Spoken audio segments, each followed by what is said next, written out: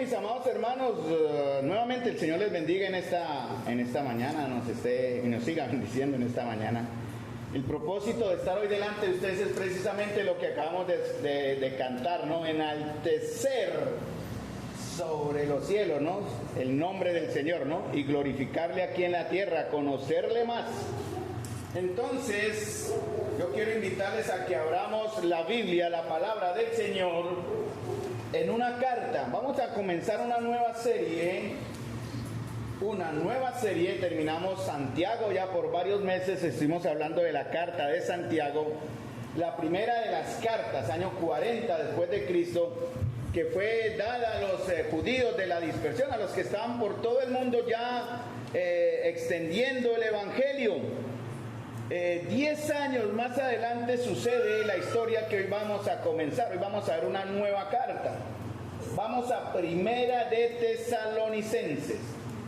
Vamos a comenzar de una manera expositiva a ver algunos principios que están en la primera y la segunda carta a los tesalonicenses. Amén.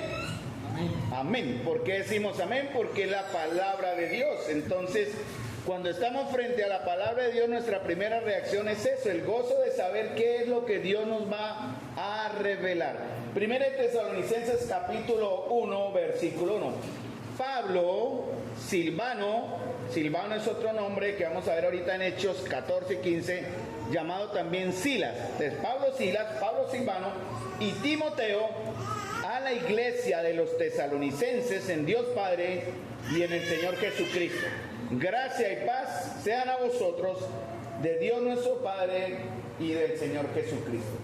El próximo domingo vamos a hablar de ese único verso y unos versos 2 o 3 más adelante. Hoy no vamos a ver este verso. Vamos a ver la introducción de donde comenzó la historia de la iglesia en Tesalónica. La iglesia en Tesalónica fue fundada por el apóstol Pablo en su segundo viaje misionero. Pablo y Silas, que era su acompañante en ese momento, alrededor del año 50. Doy una idea porque eso es lo que los tiempos nos dan. Años 50 y 51 después de Cristo, Pablo funda la iglesia en Tesalónica durante su segundo viaje misionero. Y algo interesante es que la carta fue escrita un año después. No duró mucho tiempo, ¿no? Casi un año después, Pablo estaba en Corinto y les envía una carta a los hermanos en Tesalónica. ¿Para qué? Después de un año, para animarlos y recordarles por qué tener esperanza en medio de las pruebas que ya. Y miren, de aquí empieza la enseñanza también para estar pendientes. Tempranamente ellos estaban sufriendo por la fe. A través del estudio vamos a ver el maravilloso crecimiento, mis amados hermanos, de esta iglesia. En menos de un año ya estaban dando fruto.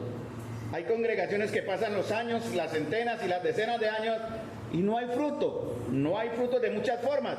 Pero esta iglesia, la de Tesalónica, que fue la primera cronológicamente que Pablo obviamente escribió, o sea, en el orden de cómo fueron escritas las cartas, las del primero y segundo de Tesalonicenses fue la primera. Entonces, esta maravillosa iglesia en menos de un año ya estaban dando fruto. Y esa iglesia se hizo conocida de las demás iglesias, las que estaban en Asia Menor y las que fueron fundadas unos añitos después por Pablo en Asia también, que fue la de Éfeso y otras más. Bitinia, cuando visitó todo ese sector. Vamos a ver. Como introducción vamos a entender, vamos a la historia, y ahí sí les invito a que vayamos a Hechos. Dejemos Tesalonicenses para el próximo domingo y vamos a Hechos a conocer la historia de lo que sucedió antes de. Es muy importante el conocer el antes, el durante y el después. Durante los próximos meses veremos el durante y el después. Hoy vamos a ver el antes. ¿Qué sucedió antes que Pablo llegase a Tesalónica? Y vamos a aprender unos principios. Cuando digo principios, el libro de Hechos no es doctrinal, pero es histórico, pero nos enseña cosas y nos muestra cómo se estaba desarrollando la iglesia, la joven iglesia cristiana en ese entonces, y que está respaldado por la doctrina que más adelante Pablo, Judas, Juan, Juan, Pedro y Santiago confirmaron a las iglesias. Ustedes no se asusten ni se extrañen. Ay, aquí no hay mandamientos. Sí, vamos a encontrar mandamientos. Ay, aquí no hay enseñanzas. Claro que vamos a ver enseñanzas y vamos a extraer principios de vida para hacer, porque el propósito personal al estudiar la carta, ya comencé, es cuánto quisiera yo, y lo voy a decir con el corazón porque, y lo digo con el buen ánimo, cuánto quisiera ser o que fuéramos como la iglesia tesalónica. Entonces Pablo les envía una carta desde Corinto un año después, pero vamos a aprender principios de cómo la obra de Dios se desarrolla, y ya lo dije, perdonen que repita, cómo llegar a ser una iglesia como Tesalónica. Recordemos cómo terminó la carta de Santiago, ¿no? Santiago 5, él terminó animando a los hermanos que sufrían, ¿no? Santiago capítulo 5, y les decía que tuviesen esperanza mientras el Señor venía. Había que aguantar, no aguantes, tengan paciencia en las pruebas, porque el Señor viene. Y eso fue más o menos lo que Pablo empieza a enfocar en Tesalónica. Nuestra seguridad, hermanos, es la palabra de Dios. Yo les pido el favor que tengan la Biblia en sus manos. Es bueno ser oidores, claro, pero también observadores, como una iglesia muy buena, muy hermosa, que en el capítulo 17, verso 10, eran los hermanos de Berea, que ellos eran más nobles que los de Tesalónica, quiere decir más, perdón, en cierta manera, no comieron entero, digámoslo así, y ellos quisieron saber si lo que ese predicador que les llegó allá a su pueblo, a su ciudad, era verdad lo que decía, ¿no? Entonces Santiago, o la seguridad, que tenemos es la palabra de Dios y el carácter de Dios. Eso es lo que le da seguridad a un creyente, la verdad de Dios y entender quién es el Dios que nosotros tenemos, el cual nunca falla, y aprender a verlo a Él en su carácter para enfrentarnos a las pruebas. Por eso debemos animarnos a ser una iglesia centrada, una congregación de hermanos centrados y enfocados en estos dos aspectos, la palabra de Dios y el carácter de Dios. Y en base a eso tener una esperanza, ¿cierto?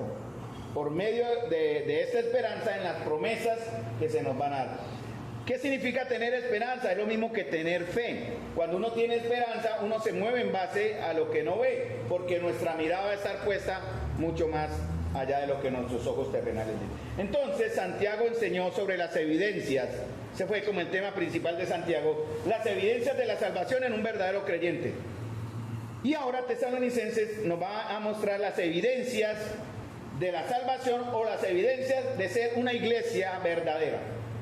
Vamos entonces a Hechos capítulo 15. Pablo hizo 4 viajes misioneros. El segundo viaje, que es el donde vamos a comenzar, no voy a hablar ni el primero, ni el tercero, ni el cuarto, solo este segundo, comienza con un deseo muy importante de Pablo. Hechos capítulo 15, versículo 36. Después de algunos días, Pablo dijo a Bernabé: la iglesia en Antioquía, que fue fundada en el primer viaje, y parte de los creyentes que habían llegado ahí cuando fueron sacados de Jerusalén por una persecución, se formó una iglesia en una ciudad importante llamada Antioquía. Y en Antioquía hubo un concilio para arreglar algunos asuntos doctrinales. Ellos preparan una carta y la envían por medio de 2 varones. En Santiago, tengan ahí en Santiago 36, 15:36, pero leo al principio del texto, cuando el Señor dice en la iglesia, dije 15, pero comienza del 13, perdónenme. Dice: había entonces en la iglesia que estaba en Antioquía profetas y maestros, y estaban los nombres: Bernabé, Simón, Lucio, Menagen, el que había sido con Herodes el tetrarca, que había sido criado con Herodes el tetrarca, y Saulo, ¿no?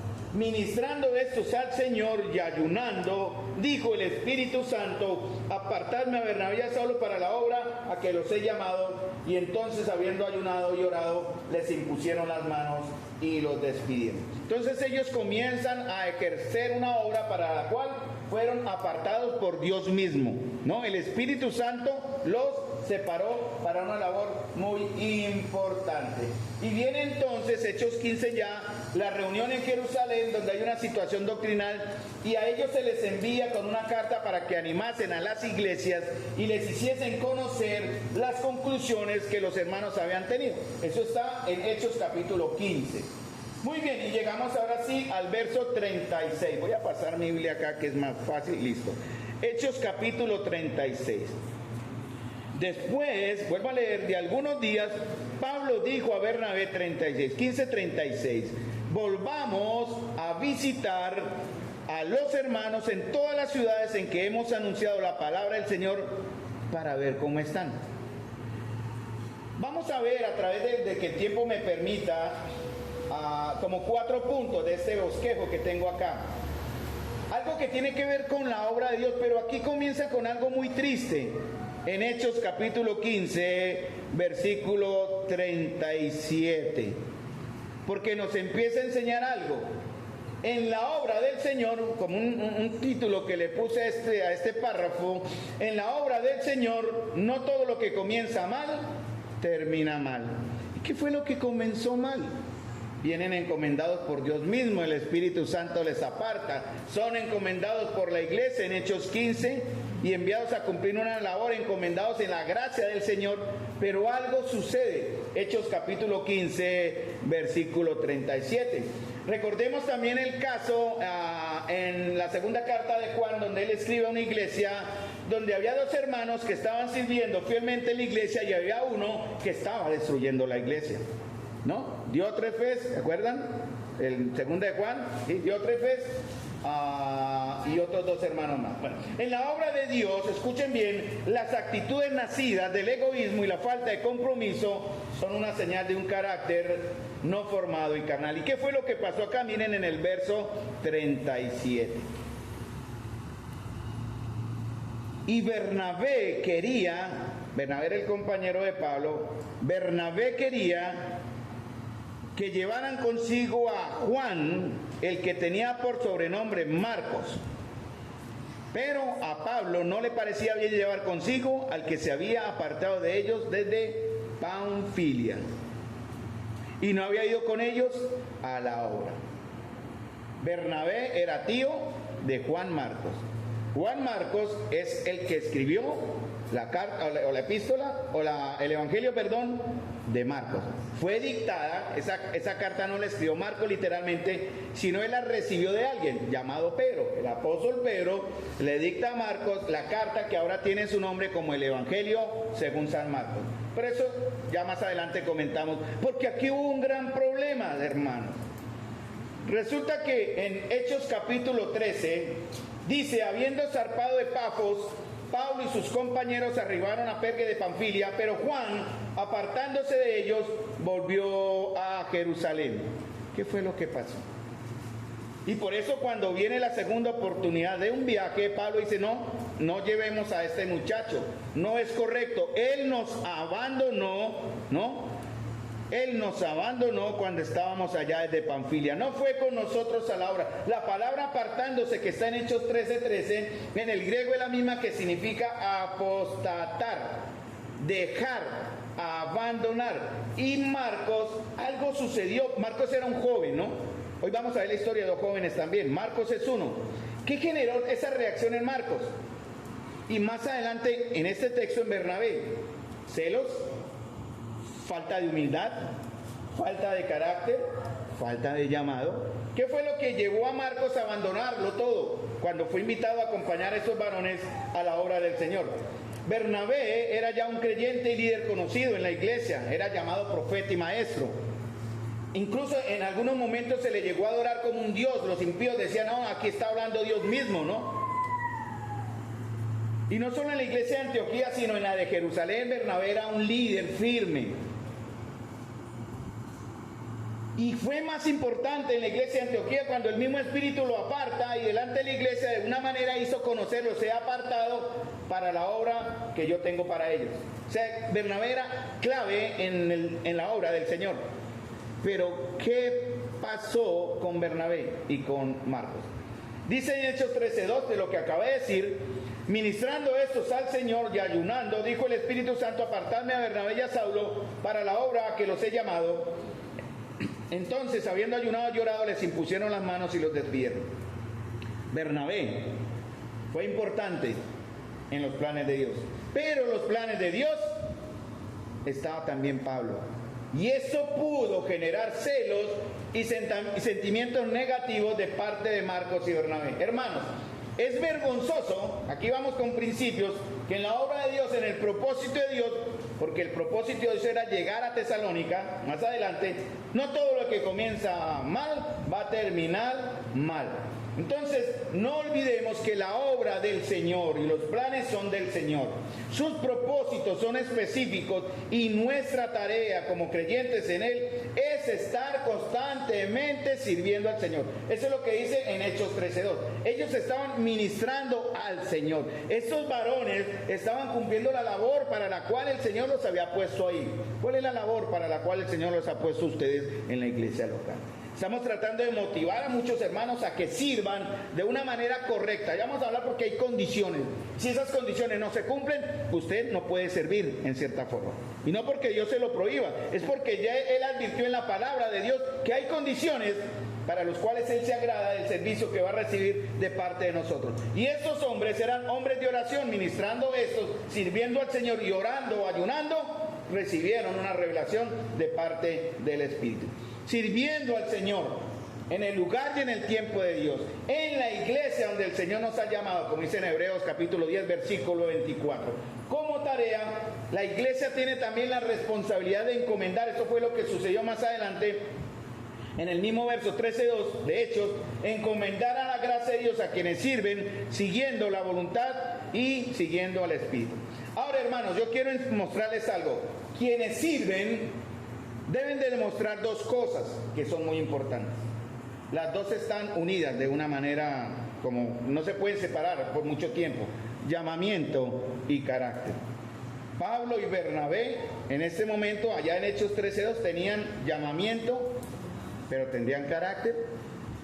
¿Qué es lo más importante en la vida de un servidor de Cristo, mis amados hermanos? Sus talentos, sus dones. Estamos hablando los sábados de los dones. Invito a los hermanos que nos han faltado, no nos hemos visto, tal vez no quieran comprometerse, tal vez no quieran saber, pero les seguimos invitando, hermanos, a que vengamos a conocer, entender cuáles son nuestros talentos, capacidades y dones que el Señor nos ha entregado para que podamos ministrar al Señor o servir al Señor. ¿Qué es lo más importante? Vuelvo a la pregunta: dones, talentos, preparación académica, estudiar en un instituto o en un colegio bíblico, o el llamado y su carácter. Todos son importantes, claro, pero ¿cuál es primero? ¿Cuál creen ustedes que es primero, el llamado o el carácter? El llamado, correcto, porque el carácter va a estar en madurez o en desarrollo, en formación. Será formado en el tiempo y en la obra. La palabra carácter viene de un término griego y del latín que describe la marca que deja un instrumento o una herramienta de grabado. Los hermanos que trabajan en tipografía saben lo que es estampar, ¿no? Entonces, la palabra carácter es cuando Dios estampa algo en nosotros. No, es marcar con algo. Yo tengo aquí en mi brazo la estampa y la marca de un quemón que me hice por meter la mano imprudentemente al motor y me quemé con el exhausto. Entonces he sido marcado, ahí todavía lo tengo después de 15 años, la cicatriz. Y en cierta manera eso me enseñó en mi carácter. Tenga cuidado, no sea apurado, no piense primero, proteja el brazo, cosas así. Entonces, en esto del carácter, hermanos, no nos vamos a despertar un día teniendo ya un carácter piadoso, ¿sí? El carácter que poseemos actualmente, si está ya más formado que desde que conocimos al Señor, ha sido formado sobre en un periodo de tiempo por pequeñas elecciones y decisiones que van a moldear nuestro ser. Creo que fui claro en el término, ¿cierto? El carácter debe formarse. Y el llamado con frecuencia va antes que el carácter. ¿Cómo fue el caso de los apóstoles? Los apóstoles fueron llamados por el Señor y después Él los fue entrenando en el carácter para amar y servir de una manera correcta. Pero también no es menos importante decir que el carácter debe preceder al ejercicio del llamado. Por ejemplo, en Hechos capítulo 6, ¿no? Busquen entre vosotros para servir a la iglesia varones que cumplieran unas condiciones que están en Hechos capítulo 6, versículo 6. Para que ellos pudiesen servir de una manera como tan sencilla como servir mesas o distribuir las ayudas mutuas, se necesitaba carácter. Jesús escogió a sus discípulos y luego se propuso en ellos formar el carácter. Entonces, tanto el llamado como el carácter son importantes, hermanos, a la hora de ejercer un servicio en la obra de Dios. Y lo más importante, quiero recordarles, al servir o funcionar en la iglesia local, es confirmar el llamado que será respaldado por el carácter. Porque mire, pasa esto, hermanos, el uno sin el otro no permite servir de manera efectiva en la iglesia local. Por ejemplo, muchos hombres de Dios poseen un buen carácter, pero no tienen llamado al ministerio. Son buenos hombres, son buenas mujeres, nobles, pero no se involucran, no sirven en cierta manera, no aman de cierta forma. Hermano Luis, muchas gracias, pero muy gentil. Pero también está lo contrario, hermanos. Otros tienen un supuesto llamado, pero le falta carácter. Es peligroso, ¿no? Algunos tienen carácter, pero no se involucran. Y otros se involucran diciendo, Dios me llamó, Dios me puso, pero no tienen un carácter para funcionar. ¿Y qué pasó acá? En Hechos capítulo 13, versículo 13, que Juan, apartándose de ellos, volvió a Jerusalén. ¿Qué mostró acá Juan Marcos, este joven? Llamamiento o carácter. ¿Qué mostró? ¿Qué mostró Juan? Llamamiento o carácter. Juan, apartándose de ellos, volvió a Jerusalén. Carácter. ¿Buen carácter? Mal carácter. Mal carácter. Pensó Marcos, como muchos hoy, que son llamados a cumplir una labor en la iglesia de Dios, que ha sido llamado para algo, pero no está obligado a involucrarse activamente en lo que supuestamente fue llamado. Marcos fue invitado por su tío.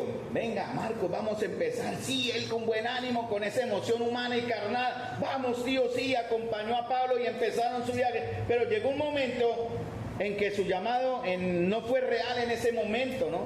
Pero sí mostró un carácter débil, porque para él le fue fácil dejar todo atrás y abandonar a su tío y a Pablo.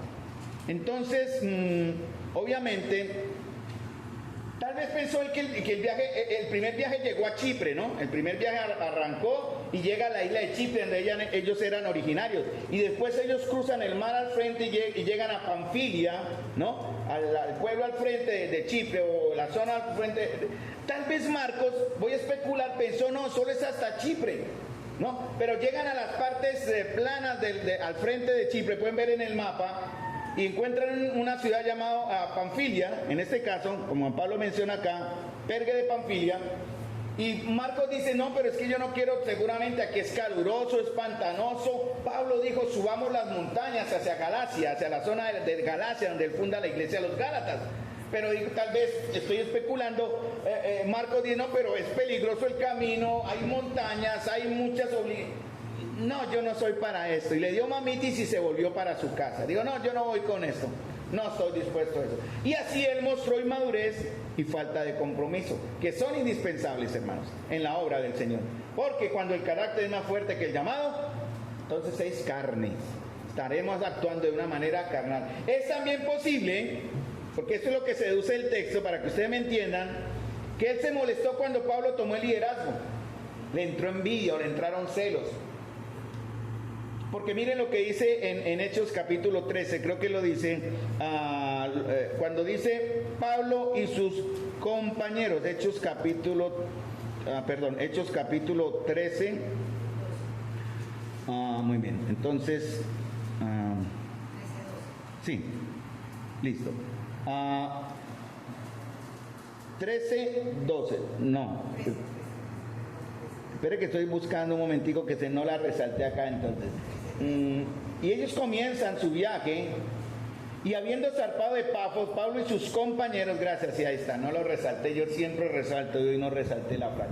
Pablo y sus compañeros, pero ¿cómo así? ¿Acaso no fue enviado Pablo y Bernabé? Tal vez pensó Marcos de esa manera. ¿Por qué Pablo toma la iniciativa, no? ¿Acaso el Espíritu no había designado a Bernabé y a Saulo como misioneros?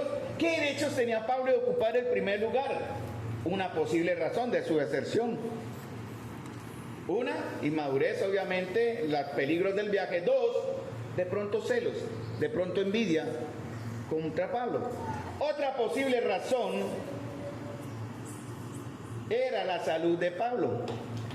Miren lo que dice en Hechos capítulo 16.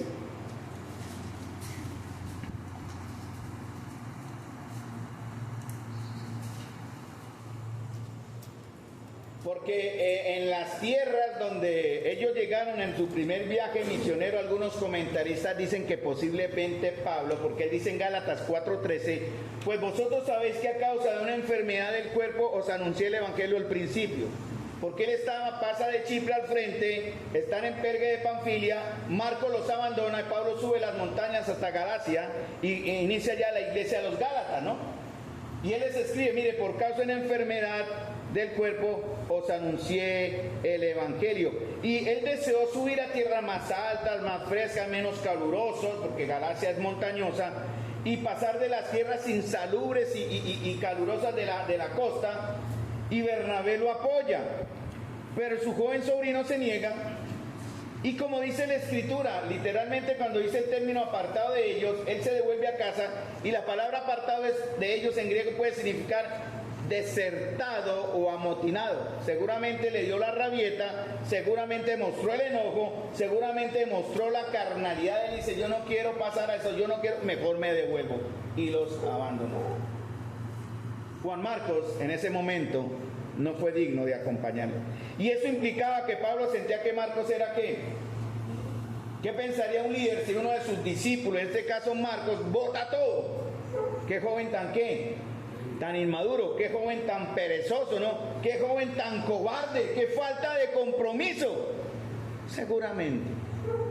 Y la pregunta que viene, mis amados hermanos, hablando de este primer punto, cuando nos estamos enfrentando a la obra de Dios, que es el anticipo de llegar, en este caso, a la iglesia en Tesalónica, es la gran pregunta, hermanos. ¿Cómo somos nosotros? ¿Hay aquí entre nosotros cobardes? ¿Hay perezosos entre nosotros? Como iglesia somos creyentes con llamado, pero sin carácter. Como iglesia somos de pronto creyentes con carácter, pero tampoco sin llamado. Cada uno, hermano, mire su condición. Comparémonos en estos dos términos, llamado y carácter. Y mire, hermano, la obra es demasiado grande, es demasiado importante para ser obstaculizada. Dios no lo va a permitir por la presencia de cualquiera que no fuese completamente consagrado a la tarea.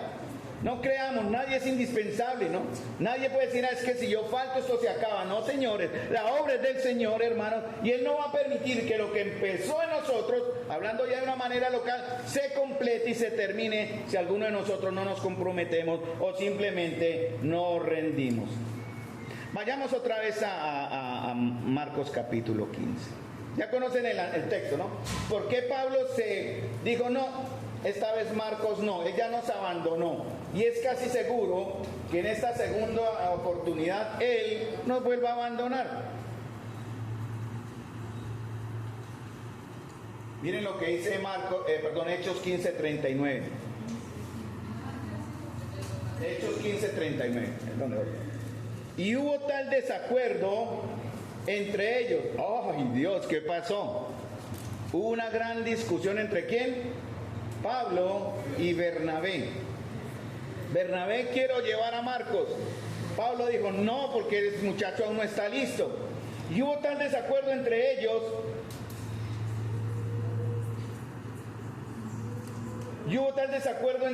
Que se separaron el uno del otro. Bernabé, tomando a Marcos, navegó a Chipre, se devolvió. Desacuerdo en griego, hermanos, sugiere que hubo una calorada discusión entre los líderes, con ira incluida. Tal vez casi se van a las manos, como en el caso de Gálatas, cuando Pablo reprendió a Pedro por hipocresía ante los judíos, de la cual Bernabé estaba siendo ya como influenciado.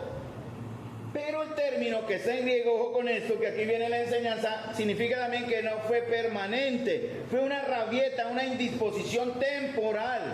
Pero los sentimientos y las acciones acaloradas provocó una separación. ¿Dios lo permitió? Claro que sí. ¿Era la voluntad de Dios? Seguramente que no. Y aún así, vamos a ser justos, Pablo y Bernabé no fueron muy espirituales. Ellos olvidaron, hermanos, que hay decisiones que no son negociables cuando se trata de que el nombre de Jesús sea conocido y su nombre glorificado aquí entre nosotros y en los lugares celestiales. Hay decisiones que no son negociables y hay acciones que no se pueden negociar. Las diferencias de parecer, hermanos, entre el liderazgo, entre hombres, entre mujeres que ejercen un liderazgo en la iglesia local, pueden llevar a la separación, como en el caso de Pablo y Bernabé. Nunca deben ir acompañados de amargura y hostilidad. Donde quiera que haya un desacuerdo de su advertencia. Porque no vamos a decir, a mí nunca me ha pasado. Sí, me ha pasado, hemos tenido encontronazo con otros líderes, de las cuales yo he sido culpable algunas veces, otras no. Pero de igual manera he sido culpable, porque donde quiera que haya un desacuerdo, alguien en alguno de los dos está equivocado. Y generalmente hay un error en ambos lados. ¿Cuál es el error? Olvidar a quién estamos sirviendo. No había forma de que Pablo y Bernabé estuviesen caminando muy espiritualmente sobre esta situación que sucedió. Pero no podemos decir tampoco o dudar de que el Señor usó este problema para su gloria. ¿Cómo se va a ver eso? Más adelante. Dios puede redimir el bien del mal. Sin embargo, hermanos, todos somos responsables por el mal que hacemos, incluso cuando Dios termina trayendo algo bueno de lo malo. Tanto Pablo como Bernabé, seguramente ambos, tenían que arreglar con Dios primero y entre ellos. ¿Cómo sabemos que ellos lo arreglaron? Sí, lo arreglaron. Porque esto no fue permanente. Más adelante, en 1 Corintios, Pablo, 1 Corintios capítulo 9, versículo 6, Pablo menciona a Bernabé. ¿Y qué dice de Bernabé? 1 Corintios capítulo 9, versículo 6. Dice exactamente, 9. Digo esto solo como hombre, 9:6, está leyendo en el 9. ¿O solo yo y Bernabé no tenemos derecho de no trabajar? Él estaba defendiendo un sostenimiento que Bernabé o que ellos no pedían a la iglesia, pero que esperaban de la iglesia, que era el sostén por estar sirviendo a la obra de Dios. Eso lo dice en 1 Timoteo capítulo 4 también, ¿no? Y dice en 1 de Pedro. Juan Marcos parte y el proceso de la vida de él lo lleva a ser discípulo de Pedro más adelante. Y Marcos fue restaurado a la confianza de Pablo más adelante. Él lo recomendó a la iglesia en Colosas. Miremos en Colosenses capítulo 4, versículo 10. Pablo dice de Marcos algo muy hermoso y muy interesante. Aristarco, mi compañero de prisiones, y Marcos, el sobrino de Bernabé, acerca del cual habéis recibido mandamiento, si fuere a vosotros, recibidle. En Filemón 1:24 se le llama a Marcos mi colaborador. En 2 Timoteo 4:11, Pablo dice, toma a Marcos y tráele contigo, le dice a Timoteo, porque me es útil para el ministerio. Interesante, ¿no, hermano? Este joven inmaduro que abandona la obra, apostata del llamado de Dios y va y bueno, el Señor lo trabaja y más adelante es y llega a ser útil para el ministerio. Fue por eso que el Señor lo usó a él como quien recibió de Pedro el dictado para presentarnos ahora el Evangelio según San Marcos. Él fue rehabilitado. ¿Qué pasó con Bernabé? En Hechos capítulo 13, Bernabé, ¿qué hace? Sale con Juan Marcos y Pablo tiene que rearmar su equipo, ¿no? Pablo debe recomponerlo, dice en Hechos 15:40, estamos ahí en esos textos, Hechos 15:40, dice, y Pablo, escogiendo a Silas, salió encomendado por los hermanos a la gracia del Señor. Miren lo que hizo. Bernabé salió con rabia, agarró a Marcos y dijo, vámonos, chino, aquí no nos quieren. Y se fue. Seguramente, yo imagino que así lo hizo, en su rabia, en su ira, que aunque fue momentáneo, porque más adelante se menciona él de buena manera, pero él abandona también la obra. Sin embargo, Pablo muy sabiamente recompone el equipo, lo vuelve a armar otra vez, escogiendo a Silas y Judas, que habían sido enviados con él en ese viaje, pero él escoge a Silas y también sale que encomendado por los hermanos a la gracia del Señor. Qué importante es la iglesia en el servicio de los siervos que servimos a la iglesia. La palabra escoger, que figura aquí en Hechos 15, donde dice que Pablo escogiendo a Silas, la palabra escoger en griego es epilego. Epi es algo sobre, ¿no? Epi, lego, y ahí vienen los términos, las figuritas de Lego, donde se arman los como modelos, ¿no? Lego. Y epilego es colocar sobre alguien. Eso es el término escoger. Lo escoge para entregarle algo. Y Pablo escoge a Silas, porque el término es llamarlo. Y venga Silas, ayúdeme acá. Le explica, luego lo escoge y lo pone sobre algo. Eso es lo que estamos haciendo. Ustedes vieron hoy que la hermana Elizabeth dirigió el Gloria. Ella fue llamada y se le puso hoy con la responsabilidad de dirigir el Gloria. ¿Cómo lo hizo la hermana? Súper. Amén, estén orando por ella y por todos los que de alguna manera. Brandon también está colaborando. ¿Quién fue nuevo aquí en el servicio? Algo nuevo. Héctor. ¿Cómo lo hizo Héctor? Muy bien. Bájese el ego, hermano. No, muy bien, Héctor, vamos a estar orando. Él vino tempranito, le estuvimos explicando, se le dio la tarea, se le escogió, se le explicó y le digo, bueno, hermano, tenemos que hacer equipo. Y él escogió, ayudamos a escoger los himnos que cantamos, que tienen que ver sobre el tema que hoy estamos viendo. Y los hermanos de la alabanza ya estuvieron ensayando, y miren el himno que hoy nos enseñaron, tiene que ver con el tema que hoy estamos viendo. ¿Sí, amén? Entonces el Señor estuvo guiando una manera de estar como en buena unión en ese aspecto de servir. Pero también vamos a esperar que los hermanos que están haciendo estas cosas sencillas tengan también, estén mostrando carácter. Porque si empiezan con otras cosas que no es carácter, toca decirle Héctor, no, es un ejemplo, o Elizabeth. No, esperemos un momentico mientras soluciona ese aspecto. ¿Sí me entienden? Carácter y llamado. Entonces Pablo tuvo que hacer una elección rápida, ¿no? Entre Silas y Judas. ¿Y qué le pasó a Bernabé? Bernabé parte, se va. Él no fue encomendado por nadie. ¿Dónde se menciona a Bernabé de ahí en adelante? Desaparece en la historia de Hechos. Ya no aparece este hombre. Entonces, hermanos, en la voluntad de Dios, a pesar del desacuerdo, la obra de Dios prevalece, porque a través del tiempo el Señor va confirmando a quienes les encomienda honrosas labores en su reino. Los otros, temerosos, cobardes o sin compromiso, serán puestos en el reino.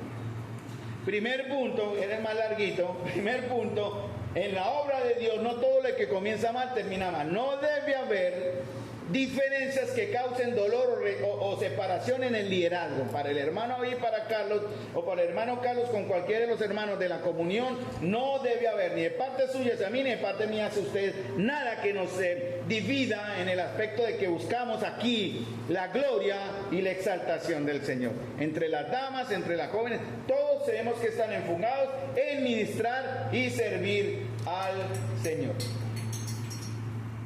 Hechos capítulo 16. Después llegó a Derbe y a Listra, y aquí había allí cierto...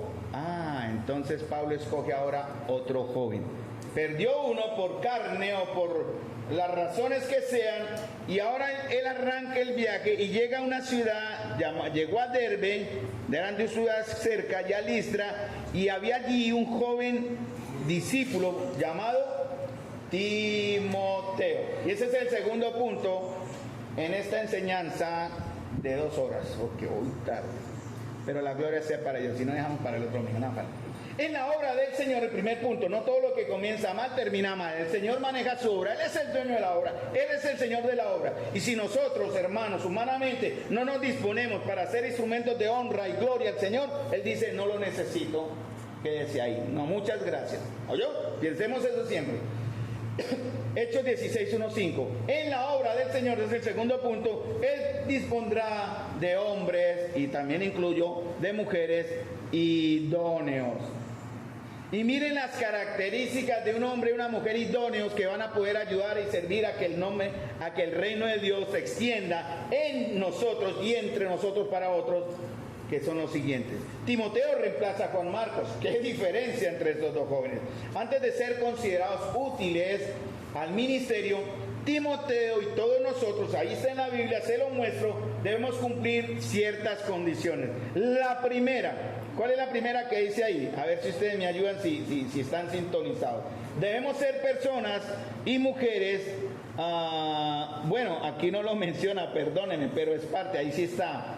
Pero tiene que ver con otro texto que está en 1 Timoteo capítulo 1, versículo 2, para que lo busquen, porque él encuentra a Timoteo y le dice, Pablo a Timoteo, verdadero hijo en la fe. Entonces, ¿qué tenemos que ser, hermanos? Verdaderos hijos en la fe. Algo que él decía en 2 Timoteo 1:5 es que Timoteo no tenía una fe fingida. Era o tenía o estaba mostrando un carácter santo. Pablo daba testimonio y evidencia de la salvación de Timoteo diciendo, él es un verdadero hijo en la fe. 1 Timoteo 1:2. Él es un verdadero hijo de nacimiento en la fe. Ahora, hermanos, si yo fuera, a mi hijo le estuvieron haciendo un test para un trabajo que aún estamos orando que reviente, ojalá pueda, el Señor, si es voluntad de Dios, pero él le hacen un test donde va el psicólogo y ve, yo dije, ojalá haya contestado usted bien, hermano, ese test eran 150 preguntas, pero en ese test el psicólogo va a analizar de usted que va a ser buen trabajador, va a estar comprometido con la empresa, o esté usted un flojo ahí escondido que solo va a recibir su quincenita y no comprometerse, cosas así. No, hermano, ojalá haya contestado bien. Pero Pablo le hace a Timoteo en cierta manera este examen. Primero, hay que tener una fe no fingida. Hermanos, ¿cómo es nuestra fe? ¿Cómo es nuestra fe, mis amados? Quisiera que usted mismo se preguntara, ¿mi fe es real o mi fe es fingida? Pablo le dice a Timoteo, recordando tu fe no fingida.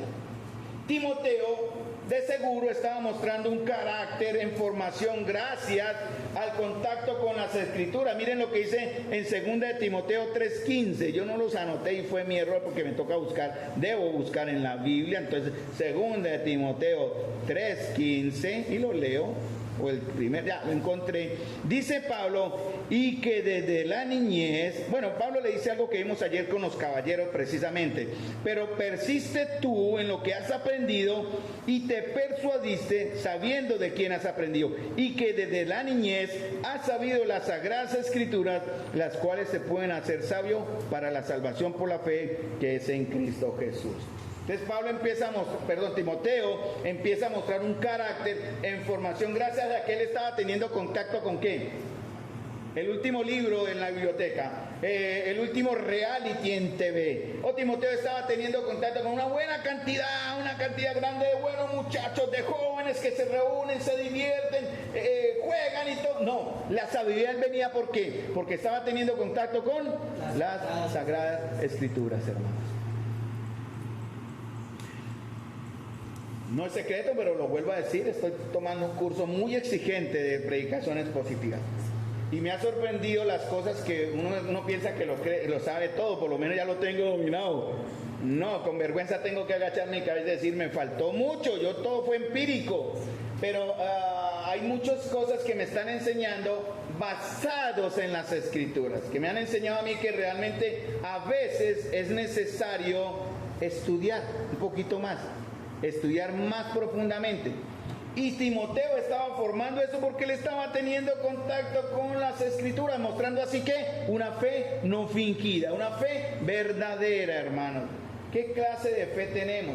Ser un discípulo. ¿Qué más dice Timoteo? Era un discípulo. No solamente tenía una fe verdadera, sino era un discípulo. ¿Qué significa ser un discípulo, hermanos? ¿Ustedes son discípulos del Señor? ¿Seguro? El que dijo amén, ¿está seguro que es discípulo del Señor? ¿O es un seguidor del Señor simplemente? ¿O un acompañante de la fe? Discípulo significa uno que aprende.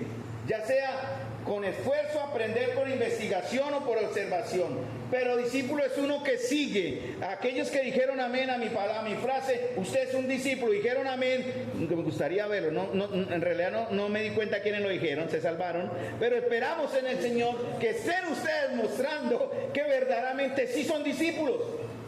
De pronto aquí siguen amén para el hermano, pero usted no está viviendo en su vida el ser un discípulo. Queremos ver eso, el Señor quiere ver eso. Y mire, y ser un discípulo implica sacrificios.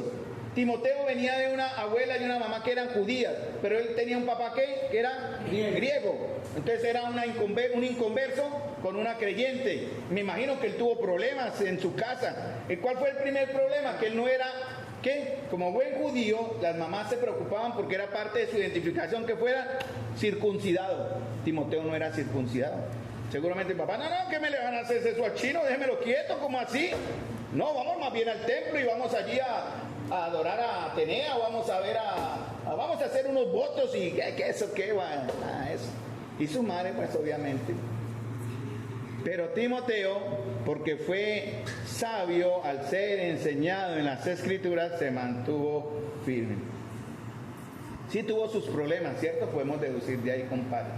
Timoteo de joven había pasado de ser un simple observador del Evangelio, un ignorado acompañante del Señor, a ser un discípulo que estaba aprendiendo.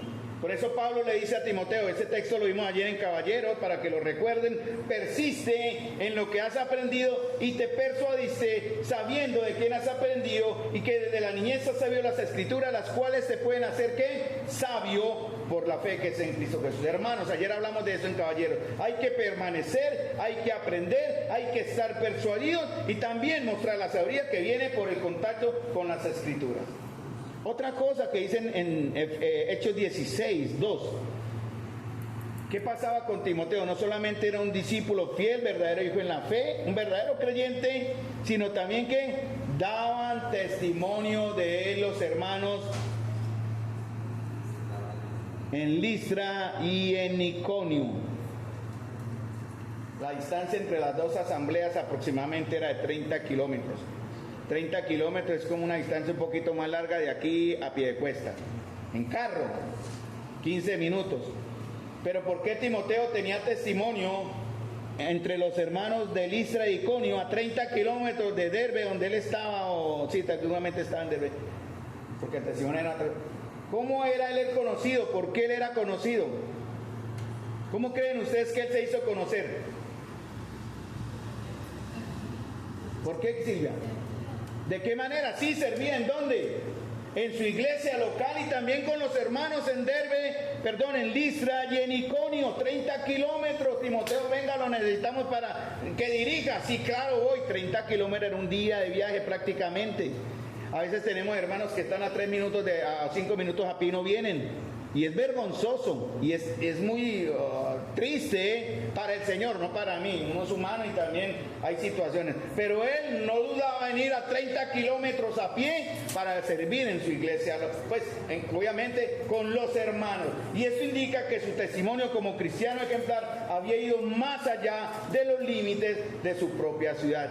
Hermanos, ¿podemos igualarnos a Timoteo de alguna manera? Hermanos, mírenme acá, mírenme a mí.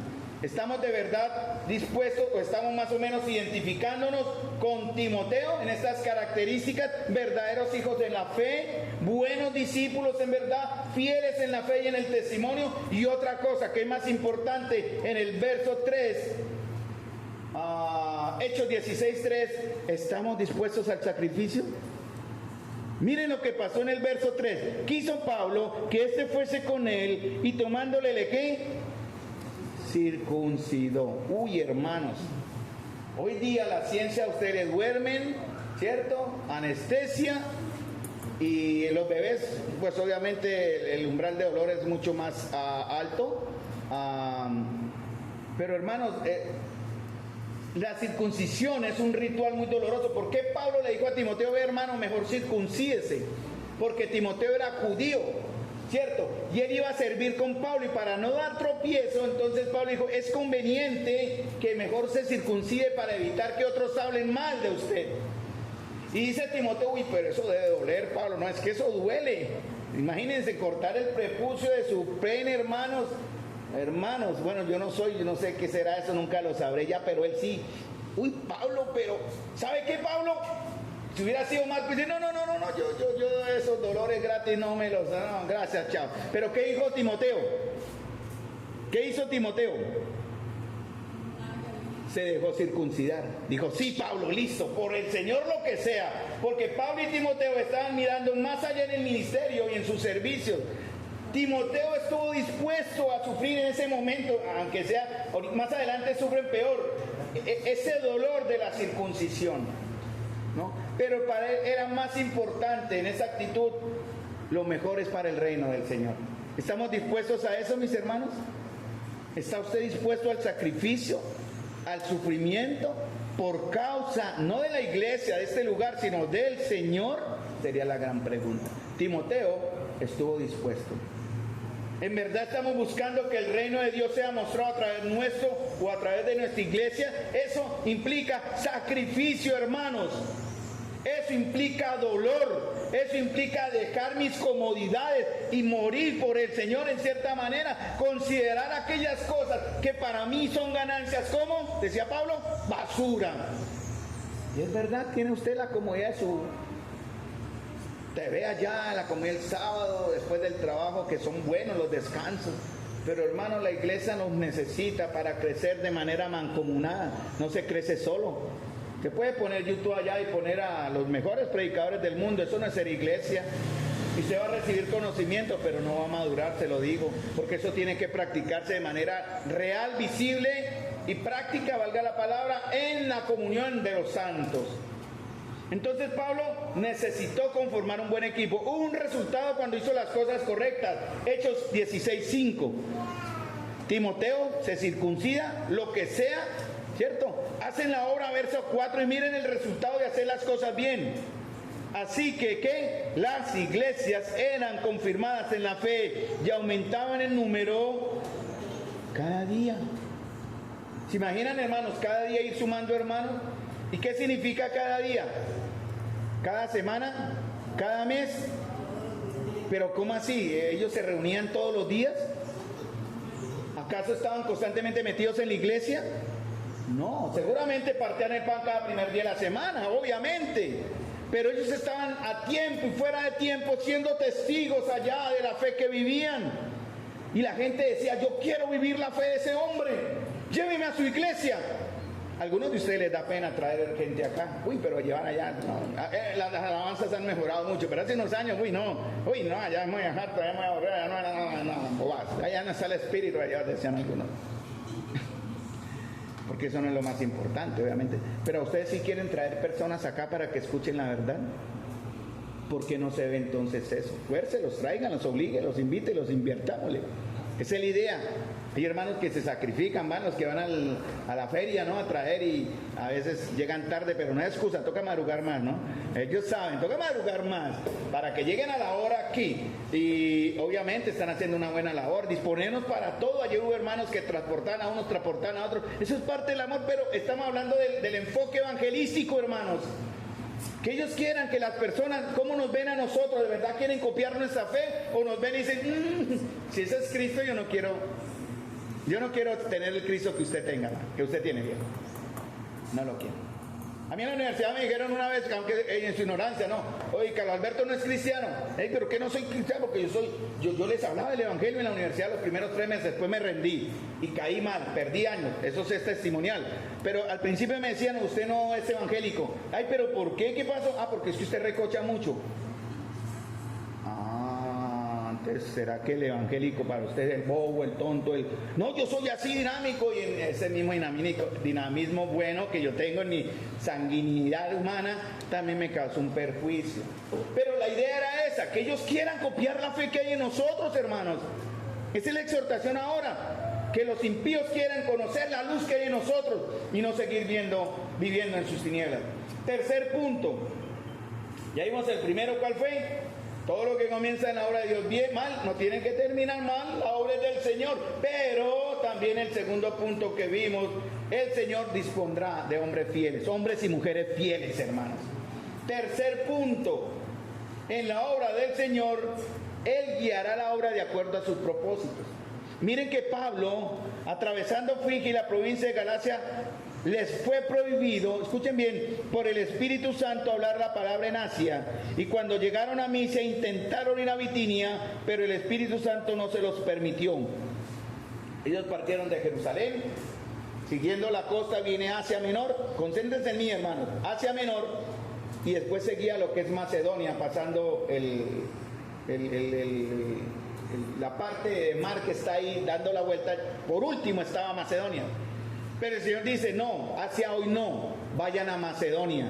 Y a Pablo se le prohibió, dice, no, dice, intentaron ir, pero el Espíritu no se lo permitió. En el verso 6, les fue prohibido por el Espíritu. ¿Cómo Pablo pudo ser prohibido, hermanos? ¿Cómo creen que el Señor le prohibió a Pablo? Pásese a Asia, váyase a Macedonia, cruce el mar, pase de largo. Ellos eran hombres de oración, hermanos. Eran hombres consagrados constantemente a conocer en la voluntad del Señor sus propósitos. Pablo habló de eso en Romanos 8, cómo el Espíritu de Dios guía a los que son de Dios, pero los que están en la carne guía. Y de alguna manera, y en este caso el Señor usó algo que no es muy común. En ese entonces era común. Ahora tenemos la palabra de Dios. No espere usted vivir como Pablo, ¿no? ¡Ay, una visión! ¡Ay, es que el Señor me reveló! No, muchos usan ese tema. Es que Dios me reveló, hermanos. Y Dios me mostró. Pues vamos a la Biblia. Me muestra con la Biblia que Dios le mostró algo en la Biblia. No que posiblemente si lo tuvo, tiene que ir respaldado por la palabra. Pero el Señor le muestra a Pablo una visión. ¿En qué? ¿De día? No, dice hay una visión de noche. Seguramente Pablo estaba en un tiempo de buena comunión con el Señor. De alguna manera, obviamente aquí usa el término visión, el Señor se manifestó a él. Lo que sí sabemos es que eran hombres de acción y de oración con carácter, eran sensibles a la guía del Espíritu Santo, entendían las circunstancias. Hay que entender eso. A veces Dios cierra puertas por un lado, abre puertas por otro. Todas las puertas se le cerraron a Pablo, y para él de extraño, oiga, ¿por qué el Señor no me deja entrar a Asia? Que hay ciudades muy importantes, Corinto y Colosas, creo que eran las otras, comercialmente importantes para el Evangelio, y me manda a pasar al otro lado a hablarle a los de Tesalónica y a otras más. Miren algo que nos hace, les voy a llamar la atención en el verso 7, 8, y sí, es 7, 8, sí. Miren lo que dice ahí los pronombres, creo que son los pronombres. O la acción, miren, están como en, miren, verso 7, y cuando llegaron a Misia, cuando dicen llegaron quiere decir que el que está hablando habla de quién. ¿Quién es el autor de Hechos? Lucas, ¿de acuerdo? Y Lucas dice en el verso 8, les fue prohibido a ellos, ¿cierto?, por el Espíritu Santo hablar la palabra. Cuando ellos llegaron a Misia, intentaron ir a Bitinia. Sí, está bien, ellos intentaron. No se les permitió. Descendieron a Troas. Ahora miren lo que dice en el verso 10. Cuando vio la visión enseguida, ahora habla en primera persona, procuramos partir para Macedonia. Eso nos indica que en algún momento Lucas llegó y completó el equipo de Pablo. Él ya no hablaba en tercera persona. Ellos hicieron, a ellos se les prohibió. Ahora dice él, ahora procuramos partir para Macedonia, dando por cierto que Dios nos llamaba para que les anunciáramos el Evangelio. Eso nos dice como una razón del por qué el Señor usó circunstancias. Tal vez Pablo siguió enfermo. Recuerden, Pablo tenía un aguijón en la carne. Tal vez es eso, dicen los comentaristas. ¿Y por qué Lucas está ahí en el equipo misionero? Porque Lucas era médico. Entonces es una posible conclusión. Pablo necesitaba sus servicios por estar enfermo. No podía moverse. Entonces de esa forma se le dijo a Pablo, quédese quieto. Pero apenas ellos entendieron la voluntad de Dios, ¿qué hicieron, hermanos? Verso 10, ¿qué hicieron? Léanme, para los que no me están mirando a mí, lean. ¿Qué dice el verso 10?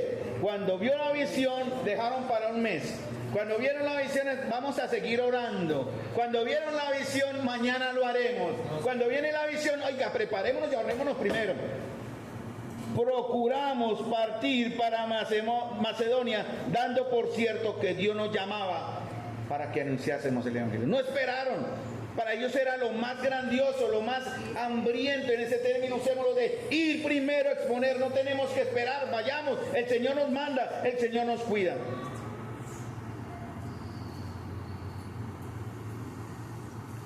Llegan a Filipos, parten, ¿cierto? Y siguen. Y la primera ciudad en Macedonia a la que llegan es una llamada Filipos. ¿Conocemos a Filipos? Claro, hay una carta, la carta a los filipenses. Y Pablo, miren lo que dice en Filipos, en Hechos 16:11. Zarpando pues de Troa, vinimos con rumbo directo a Samotracia y al día siguiente a Neápolis y de allí a Filipos, que es la primera ciudad de la provincia de Macedonia y una colonia, y estuvimos aquella ciudad en algunos días, y un día de reposo salimos fuera de la puerta junto al río donde solían hacerse la oración, y sentándonos hablamos a las mujeres. ¿Qué hizo Pablo ahí? Él no hacía mucho esto, pero hizo algo. ¿Qué hizo apenas llegó? Digamos que llegó un jueves, esperó el día de reposo, dice, y salió. ¿Qué estaban haciendo ellos como equipo? Paseando, viendo el puerto, tomando de fotos, las selfies y todo, ¿no? Muy bonito. No, ¿qué estaban haciendo directamente? Evangelizando, hermanos. Para ellos era imposible cerrar su boca y evitar anunciar el reino de Dios. Y se acercaron a unas mujeres y encuentran unas mujeres que, mira, esta mujer nos enseña mucho. Y entonces en el verso 14, ¿no? A las que estaban en oración ahí, miren qué importantes son las mujeres en la iglesia. Vergüenza nos debería dar a los varones, hermanos. Lo digo aquí como también ejemplo. Nosotros como varones somos muy flojos. Y las hermanas, hermanos, aquí y en otras partes, nos están dando un ejemplo que nos debe traer vergüenza. Y aquí estas mujeres, dice, estaban reunidas para orar, ¿no? Y sentándonos hablamos a las mujeres, no dice que hubiera hombres, que se habían reunido. Y miren lo que pasó, que puede ser una enseñanza para nosotros. Me va a tocar dejar para los próximos domingos, pero no importa, hermano, no importa. Ella dice, entonces una mujer llamada como Lidia, ¿se acuerdan la historia? Vendedora de púrpura de la ciudad de Tiatira, que adoraba a Dios. Estaban oyendo y pasa algo. Adorar a Dios es bueno, hermanos. Claro, es bueno, pero algo estaba fallando en Lidia. Y es lo que el Señor hace. ¿Qué es lo que nosotros muchos vamos a necesitar hoy acá? De pronto muchos de ustedes necesitan. Ustedes vinieron hoy a adorar a Dios. Seguramente muchos estamos adorándolo de la manera correcta, como dice el Señor en Juan 4:4. Usted vino acá a buscar de Dios, pero muchos vienen a buscar y adorar a Dios sin que su corazón haya sido abierto. Y eso fue lo que sucedió con Lidia. Y el Señor abrió el corazón de ella para que estuviese atenta a lo que Pablo decía. Por eso digo, mírenme a mí, porque algunos hermanos se distraen. Eso quiere decir, hermanos, que su corazón está con la palabra, no con Carlos. Y lo digo como buen ejemplo. Si usted no se concentra, no en mí, sino en la palabra, quiere decir que su corazón no está abierto. No les importa la palabra que están oyendo, por eso se distraen. Por eso miran al cielo, miran aquí, miran allá, miran al niño, miran a todo eso. Por eso les digo, hermanos. Y el Señor abrió el corazón, ¿para qué? Para que estuviese, ¿qué? Atenta. Poniéndole el sentido, lo que él decía. Hermanos, la iglesia, adorar en griego significa sentir, aquí en este texto significa sentir maravilla ante Dios del hombre. O sea, ella estaba maravillada de Dios, pero no lo conocía. Muchos aquí tal vez están maravillados de Dios, pero no le conocen. Conocen a un Dios que ven ustedes el obrar en sus vidas, en sus familiares, en sus cambios, pero no lo conocen. Es necesario, por eso ustedes están acá en esta mañana, que su corazón sea abierto para que esté atento a la verdad de Dios que está aquí en la Biblia, la palabra de Dios, y sean ustedes transformados por la palabra de Dios que da vida eterna. La iglesia está llena de buenas personas que se maravillan del Señor. Incluso se maravillan de los líderes. Estoy siguiéndome una serie de Netflix sobre sectas. Y es increíble cómo las sectas de esos falsos líderes manejan las emociones de las personas y se autoproclaman como cosas que ellos desean admirar, ¿no? Entonces, ese es como el engaño, ¿no? Ellos se exaltan. Muchos de ustedes se maravillan de los líderes. Uy, qué buen hombre, qué buen pastor, qué buen hermano. Otros no, obviamente. Pero en ambos casos es muy probable que muchos de nosotros o muchos de ustedes no tengan un conocimiento real del Señor. Como en el caso de Lidia, muchos en la iglesia necesitan, hermanos, corazones que sean abiertos por Dios mismo, para dar lugar a una decisión, ¿no? Cuando Dios abre el corazón, usted ya tiene la obligación, la responsabilidad de decidir. Por eso Dios respeta la libre decisión del hombre. Él no obliga a nadie, pero Él abre el corazón. Si su corazón se ha abierto aquí de muchas maneras, pero usted ha decidido no seguirle, la responsabilidad es suya. El viernes tuvimos una charla con un pariente muy dolorosa, para mí fue dolorosa. Ver la manera en que él fue siendo educado en el Evangelio, siendo educado en el temor de Dios, viendo el temor de sus padres, viendo la Escritura, él decidió, no quiero creer en Dios. Y fue doloroso, fue duro.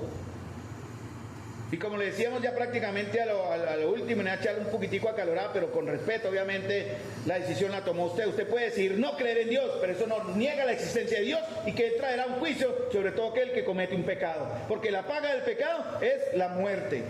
No quiero creer en Dios. Yo quiero creer en la bondad de las buenas personas. Yo soy bueno también. Sí, es un hombre bueno, ¿verdad? Pero no es salvo. Él necesita que su corazón sea abierto, como muchos seguramente en esta mañana. Por eso es necesario, hermanos, estar orando. A veces oramos por ahí, tengo que pagar un servicio y tengo que pagar el arriendo. Son oraciones. Dios ya sabe sus necesidades. Hay que orar porque se conviertan aquellos que escuchan el Evangelio. Porque espero que mi enseñanza llegue al corazón de ustedes, hermanos, y sean convertidos para la gloria de Dios, para salvación en esta mañana. Y si son creyentes con una fe no real, con una fe fingida, sus corazones sean de verdad abiertos para que escuchen la palabra del Señor. Y cuando eso sucede, miren la prueba, y terminamos acá y lo voy a dejar para el próximo, me quedaron como 4 puntos, igual la próxima vez seguimos, porque es la introducción de una carta que vamos a ver por muchos meses. Primera y segunda carta de los tesalonicenses. Miren lo que sucede cuando el corazón es abierto. Miren la clave, lo que va a mostrar si su corazón ha sido abierto. Hechos 16, 15. Leamos desde el 14 y terminamos. Entonces una mujer llamada Lidia, vendedora de púrpura de la ciudad de Tiatira, que adoraba a Dios o que se maravillaba de Dios, pero su corazón no era el correcto, dice, estaba oyendo y el Señor abrió el corazón de ella para que estuviese atenta a lo que Pablo decía. Por eso es muy importante traer gente a la iglesia, hermano, para que escuchen, porque es el Señor que abrirle el corazón. Déjele la tarea al Señor. Y miren lo que sucede. Y cuando fue... ¿Y qué significa el bautismo, hermanos? Bueno, ¿qué es el bautismo? Un acto de obediencia. ¿Quién le explicó a ella? ¿En qué momento Pablo le explicó? Le hizo el curso prebautismal. Nosotros lo hacemos por protección. Necesitamos saber si usted verdaderamente es creyente y por eso damos un curso prebautismo. Pero bíblicamente aquellos que se convertían inmediatamente se bautizaban. En ese entonces era muy delicado hacerlo porque significaba identificación. Yo niego el paganismo y me adhiero a estos cristianos y seguiré a Cristo ahora. Y miren lo que hizo ella. Y cuando fue bautizada y su familia nos rogó diciendo: si habéis juzgado que yo sea fiel al Señor, entrad en mi casa y posad. Y nos obligó a quedarnos. ¿Qué hubo en la vida de Lidia en ese momento? De Lidia, perdón. Obediencia, bautismo, servicio, hospitalidad. Yo me deduje por ahí, ¿no? Entonces, si habéis juzgado que yo sea fiel al Señor, entren en mi casa. ¿Y qué hicieron ellos? Ellos entraron. Hermanos, si no hay obediencia, si no hay servicio, si no hay llamado y carácter, es posible que usted necesite que su corazón sea abierto. Seamos en esta mañana, hermanos, como Timoteo, como esta mujer Lidia. No seamos como Juan Marcos, no seamos como Bernabé en su final. Padre celestial, Señor, amado Señor, tú sabes que con temor, Señor, he presentado tu palabra, Señor, de una manera clara, sin adornos, pero pensando, amado Señor, en el bienestar de quienes me escuchan, Señor, así como en mi propio bienestar. Te pido, amado Señor, en el nombre de Jesús, Señor, que estés abriendo el corazón de los que hoy escucharon tu verdad, para que esa semilla que fue implantada en tiempo atrás o hoy mismo en sus corazones dé el fruto en un corazón de buena tierra, para que ellos puedan declarar, estar persuadidos, convencidos, firmes en saber que ahora, como dice tu misma palabra, las promesas tuyas que están en ella han pasado de muerte a vida. Te pido, Señor, por misericordia para ellos y por misericordia para nosotros, los que en un momento vivimos la vida de iglesia sin tener nuestro corazón abierto, sin haber conocido al Señor, viviendo una fe hipócrita y fingida, sin llamamiento y sin carácter. Te doy las gracias, Señor, por tu pueblo aquí, hoy reunido. Bendícelos y llévalos con bien. En el nombre de nuestro Señor Jesús. Amén.